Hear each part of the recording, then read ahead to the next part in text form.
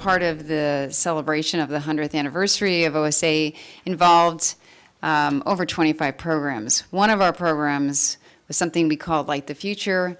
This is a speaker series that, as Chris described, includes and invites speakers that we may not normally hear from in our usual technical talks and communications. So we want to continue that program on to 2017, and that's what we're doing today.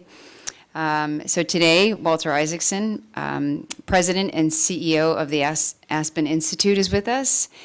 Eric will go into further details about his background, but I wanted to highlight a story in Walter's recent book, The Innovators. He recounts a memory that was told by him by Apple co-founder Steve Jobs. Jobs explained by quote, "I always thought of myself as a humanities person as a kid. Then I read something by one of my heroes, Edwin Land of Polaroid. He said that important people can stand at the intersection of the humanities and science." And I think we've heard a lot about that over the last 2 days. Visionaries like Edwin Land, who debuted his instant camera at an OSA meeting, continue to connect art with the sciences that drives today's innovations. OSA is the leading voice in advancing the study and applications of optics and photonics, and you here, as our volunteers, are a key part of that success. Please join me in welcoming Eric Mazur to the podium to introduce Walter Isaacson.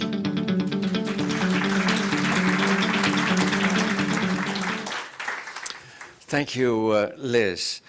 Perhaps two of the most important inventions, or innovations, I should say, of our era are the computer and the internet, but can you name the person who invented them? You can't the way you can, for example, for the invention of the light bulb, because most current innovations, especially in the digital era, are made by collaboration, by people working together. Last year, on this very date, I think, those of you who are on the board may remember that we were sitting in this room and broke from tradition to interrupt our meeting for a live feed from the press conference held not very far from here at the NSF to announce the first detection of the gravitational wave. And I think this project, LIGO, was a true testament to the power of international scientific collaboration in science. Our guest today, Walter Isaacson, will tell the story of today's great innovators and how they collaborate and why their teamwork leads to more creativity. Walter Isaacson is president and CEO of the Aspen Institute, a nonpartisan educational and policy studies institute based here in Washington, D.C. Walter is the author of many books, including the one you just heard about, The Innovators, which appeared 2 years ago, Steve Jobs, Einstein, His Life and Universe, which appeared in 2007, Benjamin Franklin, An American Life, 2003, Kissinger, a biography, which appeared in 1992, and he's co-author of The Wise Man, Six Friends and the World They Made. Walter is a graduate of Harvard and of Pembroke College at Oxford University, where he was a Rhodes Scholar. He began his career at the Sunday Times of London and then the New Orleans Time-Picayune. He joined Time in 1978 and served as political correspondent, national editor, and editor of digital media before becoming the magazine's 14th editor in 1996. He became chairman and CEO of CNN in 2001, and then president and CEO of the Aspen Institute in 2003. Please join me in welcoming Walter Isaacson. Thank you, everybody, for being here. I'm wearing my Edwin Land pin very proudly because of the story that Elizabeth told you. I remember very well walking around the streets where Steve Jobs grew up in California. And he made me look at the fence behind his house, and we were talking about things. And that's where he told me the story about standing at the intersection of the humanities and technology, or standing at the intersection of the arts and the sciences. He said that he had always felt uncomfortable because that's where he felt, he belonged, that he loved calligraphy, but he also loved digital programming. He loved the arts and poetry, but he also loved software and computers. And it was only when he read Edwin Land that he realized that the future would belong to those who could connect the arts and the sciences, connect the humanities with engineering, poetry with processors. And he went and visited Edwin Land in Cambridge, and sort of a young kid, brash young kid, to sit at his footsteps, sit at his feet. And whenever Steve had a product launch in the 2000s, starting with the iPod and the iPhone and the iPad and the new Macintosh, on the screen behind him, the very last slide would always be the intersection of those two streets, the liberal arts and the sciences. And that's something that I think we've lost today. We've become very utilitarian, and this is why the OSA is so important, in saying, here's the type of knowledge you need to know for right now, as opposed to understanding that both the humanities and basic research, the basic sciences, are both equally beautiful, and it's those who can feel comfortable in both realms that will end up being the most creative. Having taken that cue from Steve Jobs, I wanted to go back and look at those who did the best at combining the arts and the sciences. I'm now doing a book on Leonardo da Vinci because he was the ultimate in that. That's what Vitruvian Man and everything are, the icons of the combination of art and science. But in the digital revolution, I wanted to begin with Ada Lovelace because, as you know, her father, the poet Lord Byron, was very much a romantic poet, so much so that by the time Ada was growing up, Ada's mother was not particularly fond of Lord Byron. I found him a little bit too wildly romantic of a poet, and so had Ada tutored only in mathematics, on the theory that knowing mathematics would be an antidote to being romantic. It was not true because Ada ended up devising what she called poetical science, this notion that she loved poetry, but she also loved the algorithms of math and science. And her friend Babbage was inventing, as you know, the analytical engine, and she was the one who had a key insight, which is, and she wrote and published it, which was somewhat unusual for a woman in the 1830s or 1840s to publish in a scientific journal. But in her notes on the analytical engine, she said that if it can do numbers, it can do anything that can be notated in symbols. It can do words, it can do pictures, it can do many things. And thus she comes up with the notion of a general purpose computer. I think she partly did that. Her father, Lord Byron, was a Luddite. That literally his only speech in the House of Lords was defending the followers of Ned Ludd, who were smashing the weaving machines and looms that were mechanical and using punch cards to create the patterns. But Ada loved them, and she used to go traveling through the Midlands and look at how the punch cards were teaching the looms to weave beautiful patterns. And so that was sort of her mental leap into this notion that we can get the human creativity, this notion of beauty and art and patterns, and do it in a way that can instruct machines, and that would be the symbiosis, not machines replacing humans, but somehow a real partnership of humans and machines. And that's what she starts with, this notion, at least in the digital age, of the connection of art and science. The other school, of course, stems from Alan Turing. Alan Turing wrote his great paper, Can Machines Think?, exactly 100 years ago, 100 years after Ada published her article. And Turing takes the opposite tack, basically says that machines will be able to do anything a human can do, and soon you'll not be able to tell them apart. He comes up with the famous Turing test, that if you put a machine and a human behind different doors and send them in questions and you can't tell which is which, there's no logical reason to say the machine's not thinking. And he even refers to what he's trying to overcome in that paper. The section of that paper is called Lady Lovelace's Objection. So it really sets up this tension that we're feeling now in the modern age between those who believe that we'll reach a singularity and our machines will replace us versus those who believe that the symbiosis, the connection of humans and machines, will always increase at a more powerful rate than machines alone or humans alone, and that it is the interface, the connection between humans and machines that's our great challenge. Steve Jobs was obviously in the Ada Lovelace camp. That's why he cares so much about interfaces. That's why you have the graphical user interface that he stole or borrowed from Xerox PARC. And it really is one of the transformative events of the digital age when machines can become personal and interact so well with humans. Comes in the 1970s, just as the internet is, or at least the DARPA net, is becoming very much a thing for research universities. This is I've often used Eric's line about the two most important inventions of our time, and nobody knows who invented them. This is the only audience in which somebody hasn't made the Al Gore joke that usually comes at that point. But it is true that it was a totally collaborative process, and Eric set up really the second thing I wanted to say is the connection of the arts and the sciences that comes from Steve Jobs, Ada Lovelace, to Edwin Land is sort of the most important thing in defining our time, in my view.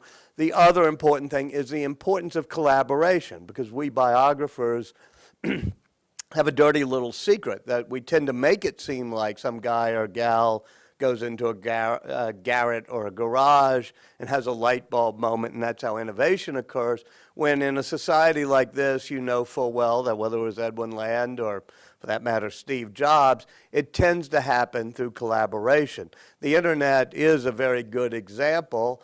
You know, when the Defense Department's Advanced Research Projects Agency was first wanting to set it up, it was mainly to connect the research computers that the Pentagon was funding, and this is in the late 1960s during the Vietnam era, so they're doing it kind of quietly, at research universities around the country, and they wanted a way to tie those computers together and let them share so that they didn't have to replicate, you know, the graphics computer at the University of Utah with the data processing one at San Diego, and so they created a packet-switched network architecture, and they basically said to the research universities, and you figure out how these things should connect to that packet switch network. Research professors, as many of you in this room know, do what they always do, was they assign the task to their graduate students. And the graduate students were sort of a nice, hippie-feeling group of 30 dope-smoking people who traveled around together to try to figure out how to put this internet together. And they did it in a deeply collaborative way. And I tell the story not simply because it's sort of the story of the invention of the internet, but its fingerprints or its DNA is ingrained into everything we have now, including the architecture of the internet, because they really did not want it to be a top-down command and control authoritarian system. And even in the way they put it together, they did it in what was so essentially a collaborative way that nobody was in charge of voting on or making the rules. They did it by consensus, and they picked the youngest amongst them, a guy named Steve Crocker. Some of you may know him. He actually lives in Washington, should be a member of your society. If he's not, but he was then a graduate student at UC San Diego. And he was the youngest, and so he was told he would be taking the notes so that it would not feel like there was any boss. And he tried to come up with a way to show that these notes were not protocols or regulations or the design of the internet. And he finally came up with the phrase request for comment, RFC, because that made it seem like everybody could be involved. That's pretty amazing that that's how they did all the protocols that did the addressing of the packets, how they work, how the basic infrastructure of the internet is. But what's interesting to me, and even more amazing, is that still, as you know, how the internet is being designed. We're up to RFC 7923 or something, and it's still being done in this deeply collaborative way. When I was at Time Magazine, we wrote that it was built this way, in which every single node has equal power to store, transmit, originate a packet of information. We said it was all done this way to survive a Russian nuclear attack, because if you take out any one of the nodes, it just routes around it. We got a letter at Time Magazine from Steve Crocker, somebody I'd never heard of, saying, no, that's wrong. You know, we didn't do it to help the Pentagon fight a war against Russia. We did it because we didn't want anybody to be in control. We wanted this to be a collaborative medium. Time Magazine was arrogant back then, I know, because I was there. And so we said, no, we're not going to publish your letter. This was before the internet was open and people could just put it on Facebook, because we have a better source. Well, when I was interviewing Crocker for the Innovators, not too far from here at the Starbucks, I think on the next corner, we were meeting, and he said, he reminded me of this letter, and I said, oh yeah, that was you who wrote that letter back in the 1990s? He said, yeah, and y'all never printed it. So I went back to Time, my friends who are still there, and I said, get the folder, get the archives out. I want to know who the better source was. Well, the better source turned out to be Stephen Lukasich. Some of you may know who he was. He was the head of ARPA, or the chief scientist at ARPA back then. And I called him up, and he said, yeah, we were doing it to survive a Russian attack. That's the only way we were going to get money out of the colonels in the Pentagon or out of Congress. But we didn't tell the graduate students that. I mean, they were graduate students. The reason they were graduate students is they were, like, avoiding the draft. So we just didn't tell them. So he said, you go tell Crocker that, you know, he was on the bottom and I was on the top, so he didn't know what was happening. So I did, and Crocker there at the coffee shop strokes his chin, and he says, you tell Lukasich that we were on the bottom and he was on the top, so he didn't know what was happening.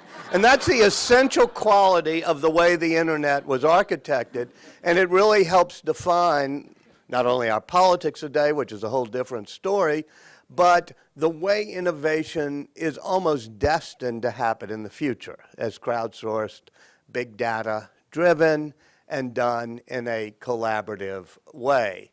Those, I think, are sort of the two most important strands as we look at what type of innovation are we going to have in the future.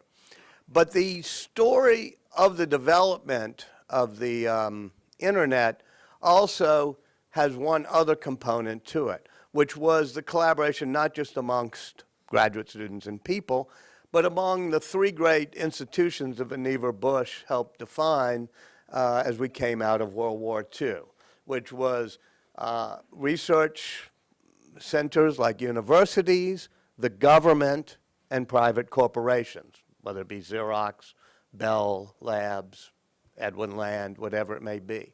And there was a very much of a triangular relationship that happened, all in support not only of technology that would be turned into graphical user interfaces on a computer or instant print photographs, but of the basic science. Because Vannevar Bush, when he does this, comes out of being Roosevelt and then Truman's, you know, top scientist during the war, but obviously had a distinguished career at MIT, Harvard to some extent.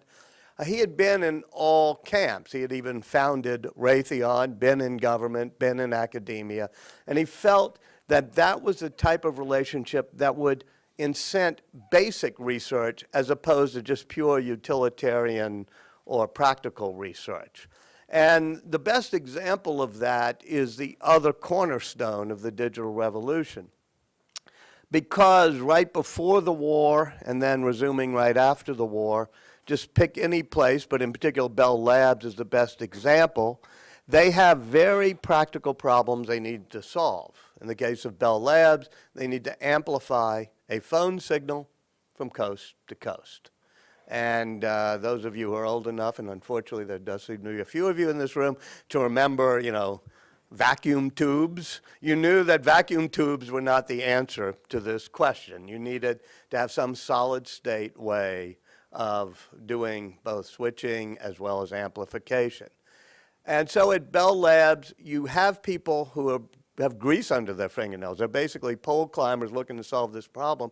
But you also have in Bardeen and Bratton and some others, true physicists, people who are at the real forefront of both solid state, surface state questions involving, the quantum mechanics and the action on a surface state of semiconducting materials. They're experimenting with various forms of semiconducting materials and trying to figure out how to overcome certain problems on the surface state of that. But they're coming at it not just as a experiment or technologist, they're coming at it also just as a pure research of basic science, understanding the application of quantum mechanics to semiconducting materials. And they're doing it not knowing what's going to come of it. But Bell Labs, as well as the government, as well as the Harvard, MIT, and other research institutes, were just totally interested in basically the whole question of quantum mechanics, solid state issues, semiconducting materials, not knowing where it was going to go.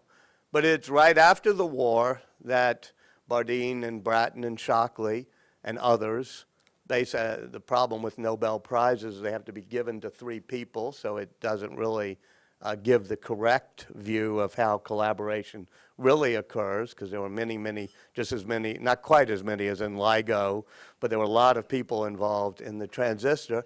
But they end up doing something that totally transforms our lives, which is figuring out how to turn silicon into a vacuum tube, basically, and then how to etch onto a chip of silicon not only thousands and then millions of transistors, but the entire microprocessor or whatever you need to create personal computers.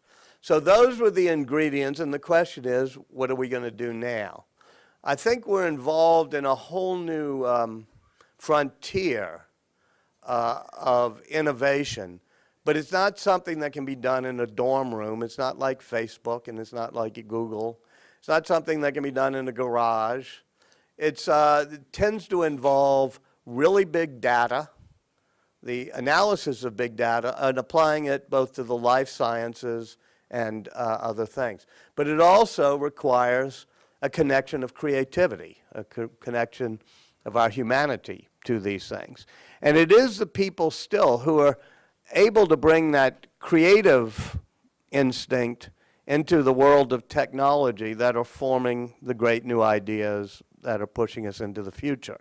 The difficulty becomes when we lose some of our research into basic science. I mean, Eric has been at the forefront of this. I know you talked to Chairman Holt today, was it? Or you had a couple of people in from Capitol Hill. But the real question is, if you start reducing at major corporations, and you start reducing at the National Science Foundation and at DARPA, for that matter, and you start reducing at universities, because a lot of their funding stream comes from, sources like government or corporations, the amount of basic research done, are we taking what Vannevar Bush called our seed corn and eating our seed corn rather than planting it for the next generations?